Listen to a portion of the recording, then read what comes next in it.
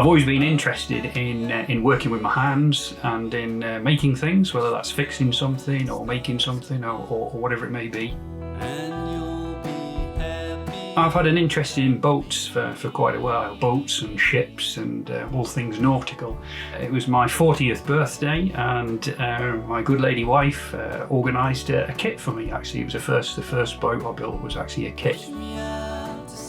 I've got to say, I really enjoyed the process of building it.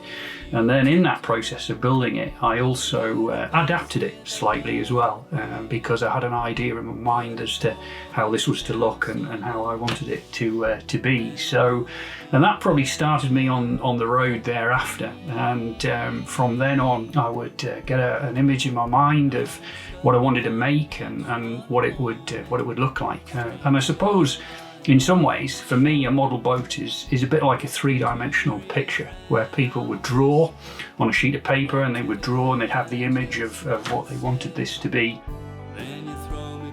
We start with a sheet of plywood and we have an idea. So some of the boats that we make are not kits, and they're literally just as an idea. And that has a whole series of challenges to it, because the reality is not only do we want them to look like a boat, but we actually want them to work. All the boats are radio controlled, so they all work. They all will steer, and they'll have motors or sails to drive them. So effectively, each model becomes a little project in itself. It's a problem-solving exercise. It's a creative exercise. But there's different techniques. There's different things that are required. And for me, I'm somebody who is self-taught. Is the reality. So I enjoy that process of learning myself. And the challenge is sometimes with that is that not everything works, and not everything works first time, and you have to come back at it and have another go at it. When you do complete something and you do make something, the boat is out on the water and it's sailing, there's a wonderful sort of feeling of satisfaction to think, I made that. I made that with my hands.